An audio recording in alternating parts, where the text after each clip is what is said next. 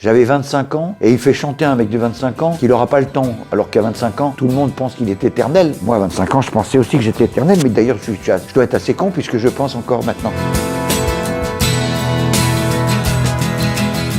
C'est un beau roman, c'est une belle histoire.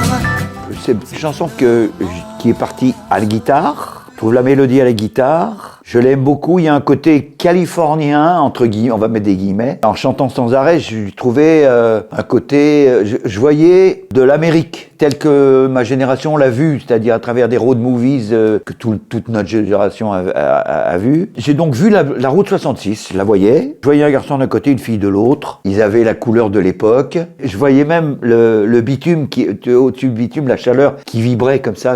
J'avais une image assez nette au long foyer. Et je donne ça à Pierre, qui ne connaît pas la route 66, qui s'en fout éperdument, à Pierre Delanoë, et qui m'a rendu quelque chose de nettement plus franco-français, franchouillard même. C'est-à-dire que ma route 66 est devenue une autoroute du soleil ou des vacances. Même si j'étais pas d'accord intimement, j'ai fermé ma gueule, et il y a un truc, la romance.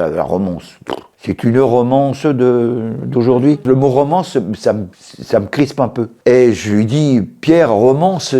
Non, c'est très bien. Et c'est ça, ce qui veut dire, circuler, il n'y a rien à voir. S'il n'y avait pas eu La Belle Histoire, et le succès de La Belle Histoire qui était énorme, c'était une espèce de tsunami incroyable, il n'y aurait pas eu de Big Bazar. Le Big Bazar n'aurait jamais existé. Et comme l'oiseau.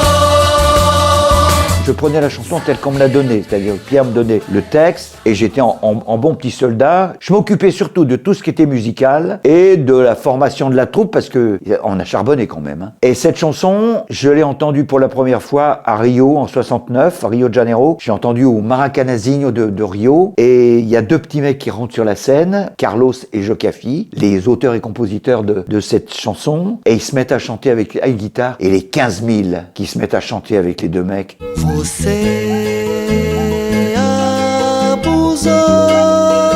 C'était ébouriffant, j'ai les larmes d'émotion qui coulent. Et finalement, il y a un truc un déclic, je dis, putain, ces chansons brésiliennes, ces espèces de sambalantes, c'est très sing-along. Il me manquait une chanson, j'avais le disque que j'ai acheté le lendemain de mon coup de cœur. J'ai donné à Pierre et puis il n'a pas traduit la chanson, qui était un texte un peu neuneux. Moi, je sais que c'est une chanson que je ne chanterai plus. C'est-à-dire, je ne chanterai plus cette idée-là. Parce que il y a un côté passif, fait comme oiseau, sa vie d'air pur et d'eau fraîche, et non, mais je dirais plutôt levez-vous un peu le cul et qu'on change les choses. Attention mesdames et messieurs, dans un instant, ça va commencer.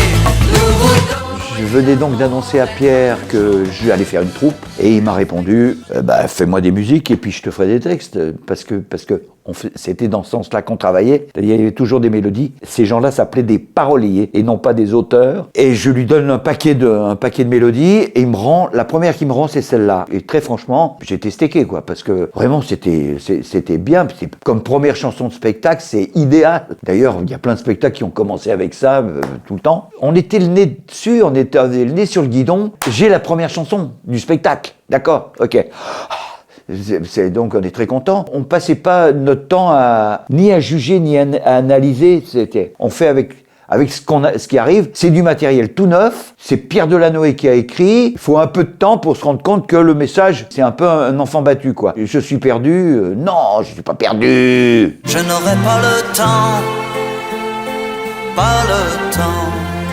Je n'aurais pas le temps, c'est encore une bizarrerie de Pierre Delanoë. J'avais 25 ans et il fait chanter un mec de 25 ans qu'il n'aura pas le temps. Alors qu'à 25 ans, tout le monde pense qu'il est éternel. Moi, à 25 ans, je pensais aussi que j'étais éternel, mais d'ailleurs, je dois être assez con puisque je pense encore maintenant. C'est d'une bizarrerie de Pierre. Pierre Delanoë était une espèce de cheval sauvage, quoi. Un personnage très particulier qui avait des jugements à l'emporte-pièce, réac comme c'était pas possible, alors que moi, j'étais un crypto-gauchiste.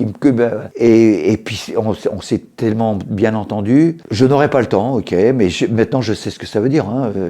Mais encore que je nuancerais, j'aurais pas parfaitement le temps de faire. J'ai pas envie de lâcher la rampe en étant autre chose que fatigué. Et fatigué, ça veut dire que je suis au bout, quoi. C'est-à-dire, à quoi ça sert de continuer? Plus envie, je tiens plus physiquement. Va falloir encore attendre un peu, les gars. Hein.